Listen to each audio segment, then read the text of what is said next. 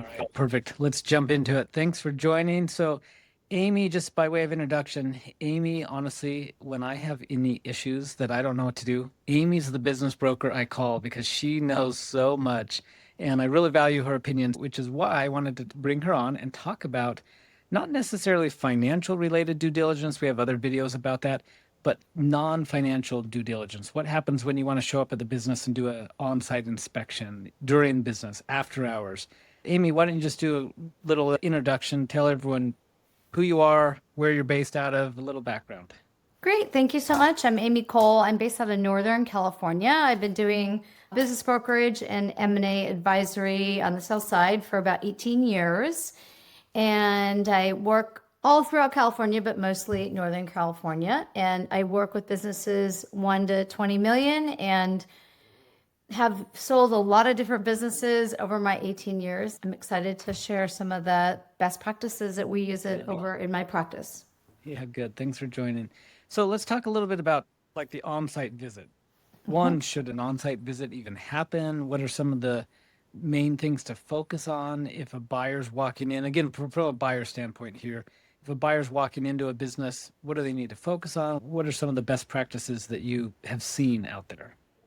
Sure. So I think the first thing you always start with is confidentiality is always a priority for both the buyer and sellers. As most sellers would expect, you would never show up at a business and talk with any employees about the fact that you are interested in the business for sale. Most employees, vendors, clients, nobody knows a business is for sale until the business is closed and it's transitioned. So the number one priority is arranging a visit either with the seller or the seller and the broker. Typically, it happens after hours. A seller might allow you to say, hey, I'm going to walk in as a customer if it's a B2C business and you would be a mystery shopper and you're not going to ask 30 questions. You might ask a few, but really you're arranging all of that with the seller prior to the visit. If it is an after hours visit, and that has certain parameters and certain expectations, this would typically happen before you're even in contract and before you're doing diligence because you've just received the offering memorandum and you meet with the owner and find out more. In that case, the visits are usually site visit or walkthroughs happens after hours. You all meet together. It might be an hour and a half. You would have an agenda as a buyer and present that to seller ahead of time. Here's what we'll talk through. And then you're really walking through the facility. And what a seller is going to show a buyer is here's where everything starts. Here's where an order happens. So I always encourage the discussion about the life of an order. As you walk through the facility, you're looking at the furniture, fixtures, and equipment. As a buyer, you're going to ask, is everything up to date? Is there equipment in the business that is not utilized anymore or that needs to be replaced? And what would be the intention with that before the sale? You would, as a buyer, likely have the furniture, fixtures, and equipment list. So I would always plan to bring that with you. And while you're not looking at every single item, for sure, the big pieces of machinery and the autos and the trucks and whatever vehicles are used in the business, you want to make sure that you're checking all of those. It's also important as you're walking through to pay attention to the bones of the business. So what's the structure of it? How does storage work? Any signage, lighting, is everything in good condition? What's the feeling when you walk in, and is it organized and clean and non-cluttered? And that's going to give you a really good sense of how the business is run. So that's just some initial thoughts.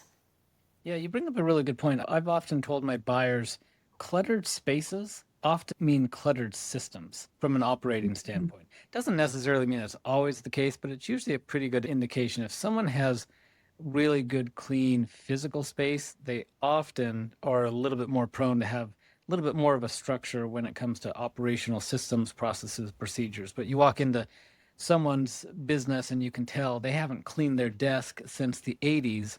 You probably have a pretty good feel they don't have a lot of really good systems in place as well.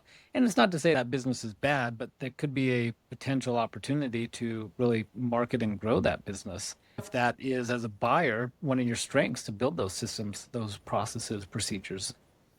Yeah, we tend to see that with the business owners that have owned the company for 20, 30 years. They lose their energy around making sure that everything is up to date. So I think that's a really good point. Those areas, obviously, you want to look at inventory and talk. If inventory is a big part of it, how is it maintained? How is it tracked? Is it in a ERP system or is it in a QuickBooks system so it's managed? Can you print out an inventory list? Can you see how old it is? Can you see the last in, first out, or first in, last out? How are they selling the inventory and how are they tracking it? That's also an important discussion to have while you're going through this. You also want to make sure from a safety and compliance standpoint, how often are the fire extinguishers updated? Are they expired? From an OSHA standpoint, are the exits blocked? Are there any OSHA risks? Ask about the types of certifications that are required and how often those are checked from the procedure standpoint. So one of the things you mentioned, I think is relevant, especially for certain types of businesses. If there's a retail component, ideally the buyer should have already checked out the area, checked out the neighborhood, checked out the neighbors and general location before they meet with the seller. That way they don't show up thinking they're going to meet with the seller only to find out, oh, this isn't the right part of town, or I don't like who the neighbors, the competing businesses, or I don't like the shopping center plaza. That's always been a big frustration for sellers when I learned my own mistake as a business broker, allowing the buyer to meet the seller too soon before they actually went by and checked it out as if there is a retail component. So that's one thing a buyer can do to really prepare and show that they're serious. Laura, let's say it's in an industrial space, right? And they do have clients that come, or it's a machine shop or something. They still want to understand ahead of time, what are the lease requirements? And is there a lease assignment provision? Or what are the expectations for the buyer taking over the lease? And what is the landlord responsible for? And what is the tenant responsible for? But yes, location, understand all those things. And again, those are great questions to ask as you're walking through. Any physical red flags that buyers should be looking for, or even in your own experience, things that you've seen that have brought up red flags or concerns that a buyer needs to be aware of? I think that's a great question, especially for industry, right? So I have a large landscaping maintenance firm that I'm selling right now. And obviously there's some laws that have changed around electrical lawnmowers. So you want to understand any requirements that are going on in the industry, whether it's a beauty shop or retail or a liquor license business or some other requirement in that industry, understanding those ahead of time before you go into the business, and then asking how those things are maintained or what is their plan to get up to speed with the laws required in that industry. So that is mostly related to the equipment condition. So is it deferred maintenance? Does it work? Is it going to be outdated soon? So also understanding sort of the external factors around that. Safety and compliance are also really important. I always tell buyers, old equipment that happens to still be running today is your future problem tomorrow. Essentially, deferred maintenance is really important here. And so there should be some type of inspection on the equipment to make sure it's not just hanging on by a thread only to break the week after you buy the business. Close, it's done. Yes. Tell me about, and you might have some insight on this just overall after all the years, but how does a buyer spot workflow problems in a business? Or in other words, how do you really tell if the business can run without the owner? Yeah, those are both great questions. If it's a type of business that the seller will allow you to do a mystery visit, in other words, you can walk in during the hours that they're open, I would be watching staff for attitude. What is the environment like? Are they friendly and welcoming? Is everybody working at once or are people standing around? And obviously you might not get a look into the back office and what's going on, but again, before you would do that mystery visit, I would have a conversation with the broker and the seller about what are the roles and responsibilities, who is doing what, and how would you check on that? Aligning with the commitment to the customer, right? What's the culture like? And culture's hard to change. I heard a term this week that culture is only going to the lowest level that the owner will allow it to. So if it's positive and energetic and a warm feeling, you can, as a buyer, likely take that over. If it's quiet or depressed or not as energetic as you think it would be, it's going to be a little bit more difficult for you to shift and change that. Those are some of the things around workflow that I would be looking for. Yeah. One of the things that I often tell my buyers, and you can tell me how you handle this, but what to do after the site visit. I often tell my buyers to write down, well, even if it's just in their car, right when they get home, what are their impressions? Was it clean? Was it messy? Was it owner run, staff run, organized, chaotic, whatever it happens to be? And then just a two-column test. What are you keeping? What's fine? And what do you think needs to be fixed? Anything that feels like a mess becomes a cost. Anything that you put on that fixed column is essentially things you need to, if you're moving forward, change and fix or rearrange or rebuild a culture around post closing. And then try and rank those. What are deal breakers? What items Right. are fixable with money and what items are fixable with training? And then it's always a good practice to debrief with the broker or the advisor, whoever's helping you through the deal. What are deal breakers here? What are things that you can live with, things that you can adjust? And not to say that you shouldn't be fixing and planning anything. For some buyers, they have a talent to come in and put systems and processes Right. in place and really enhance, especially if it's an older seller. They just don't have a lot of that in place. And it can make the business so much more profitable and efficient just by Yes. getting it up to date with technology and the way things should be running today. So, any other best practices like after the visit's over, connecting with the broker and talking about next steps?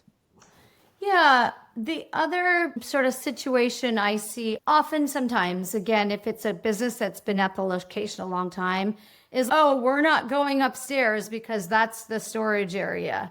And as a broker, I've always most likely seen it before, but as a buyer, you want to make sure you see everything. If there's a hidden storage area, or the owner says, I keep all my old things here and it's just the attic, and is it really legal attic or is it not? But as a buyer, I would want to make sure that there's something in the purchase agreement that discusses what the owner will do with those items. So something like within 30 days of closing, that the seller will remove all those items, or maybe they need some time to keep it there for a while. So it's better that those things get addressed. And sometimes it's uncomfortable to talk about it in the meeting. Yes, I agree. Go back with all your questions and make sure everyone is on the same page for what you're buying, what you're getting into, how things run. That's actually a really good point. I learned years ago, having just put together a general template that I provided to my seller, put together this list of all the equipment, all the furniture, the fixtures, equipment that's included. And that's what I used to track. I've since learned from a mistake that I need to be just as specific, or the seller really needs to be just as specific, outlining what items are personal in the business so that Right. when the buyer's walking around, we can clearly state, oh, you know what, this painting or this whatever autographed little baseball is. And so That's right. that, to your point, that was Yeah. really helpful to make sure ideally that there's a list just as important as what's included, but what's not included. Yep. Great point. Yeah. All right, this has been fantastic. Anything you would add? Good, bad, best practices, horror stories, war stories that you've seen over the years? We haven't really touched yet on the systems. So, on a site visit, I will often ask the seller to show the buyer, how does your point of sale system work, or your internal financials? Are there dispatch boards, or how are they dealing with people in the field? How are they doing their time cards? That's really important. Any online dashboards that they're using. As part of a site visit, usually that would entail sitting down and looking at their internal systems, just so you can get a sense of what's there. You might also ask to see the employee handbook and where do they keep that, or how do their operational systems work, the SOP book, or anything that they need to stay into compliance. Look to see that.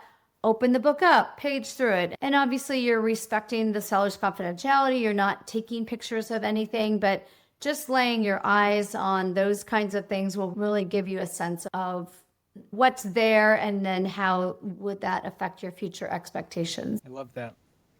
This has given me some good information. I need to put together a better how to prepare for a site visit when I'm dealing with buyers and sellers meeting ahead of time. So this has given me a lot to think about. Great. Anything Yeah. else you'd want to add? I just say make it a pleasant meeting. I would also say for a buyer to come with an agenda, what are the things that they want to cover? Make sure that's sent to the seller ahead of time. Make sure everybody has the agreement on a time. Are you meeting for 45 minutes or an hour and a half? Because if you're going over time or you're under time, it just really helps when everyone is on the same page. Yeah, I love that. Amy, tell anyone if they're out there, buyers, if they want to get a hold of you, what's the best way? How do they reach out to you? Sure, best way is phone 925, our phone number 890-6012, or acole at abi-ma.com. Nice. Thank you. Appreciate it. All right, thanks so much, Trent.